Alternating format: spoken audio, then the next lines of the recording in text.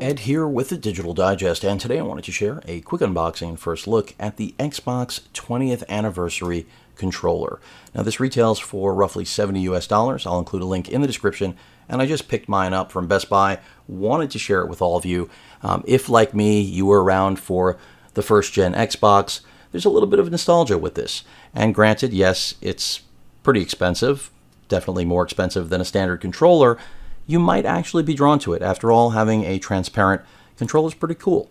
So, is it $70 cool? I don't know, but that's really up to you. And those of you who, like me, own an Xbox Series X and have been enjoying that through, of course, its launch to now, it's kind of one of those things where I already had a busted controller, so it made sense, and this is definitely more interesting than a standard one. So let me go ahead and grab my knife, even though, of course, I could do that without the knife. It's designed to do so. And let's take a look at what this actually looks like. So there is the presentation right out of the box. Pretty cool little opening, right? Essentially giving us a little palette to nostalgia. And I was actually, believe it or not, those of you following my channel don't know this, I'll let you know now. I was one of the lucky ones back in the day to be an original Xbox Live beta tester. So again, my lineage with the Xbox brand goes back to before it was ever launched. In fact, one of my early investments was based off of trying to figure out, I'm talking about on the stock market, who Microsoft might select as their GPU manufacturer in the event that they did actually try to take on Sony, of course, with the PlayStation.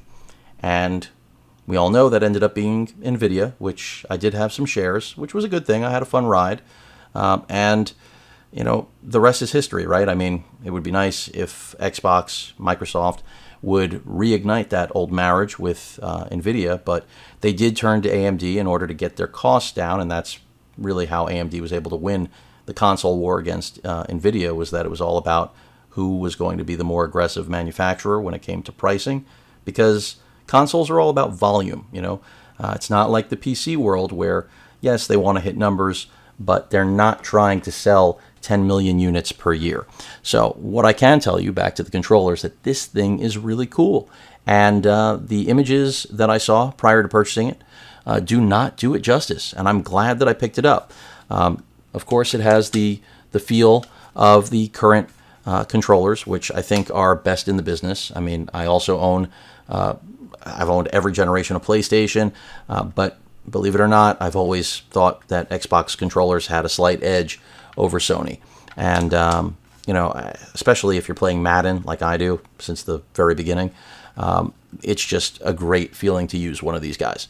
Now, in terms of all of the appointments here, I just think the transparency was smart. And this is something that I feel like Xbox flirted with for many, many years. They knew they could do it. They even did concept demo units for trade shows like this. So it was a matter of time before they said, hell, let's just make it and let them buy it already. Of course, it still uses traditional batteries. Love it or hate it, not a big deal. I mean, from a convenience standpoint, great. From destroying the earth, not so great. But it's serviceable, right? And you can buy some Eneloop rechargeables and go that route. Hopefully it doesn't destroy the controller. But that's pretty much it. I imagine there's some paperwork in there. Ta-da, there is. Who cares about that? Really, all this is about is getting a really cool nostalgic or nostalgia creating controller and getting on the console. So if you're interested, you now know, at least I jumped on board as well. And it is really cool. You've got the little 20th anniversary logo right there, which is, you know, just a 20 with the Xbox logo in the 0. And it's just cool. Definitely glad I picked it up. I wondered whether or not I would, you know, regret it. Of course, I could return it, but I don't think I have any regrets. As long as this thing works and none of my right or left trigger doesn't get stuck and it doesn't start to fall apart any more quickly than my, you know, regular console controllers do, I think this was a great pickup. Expensive, but I'm going to enjoy using it, no question about it. Any questions or comments, please feel free to post them. Hit that like button, and as usual, please feel free to subscribe, and please stay safe. Later.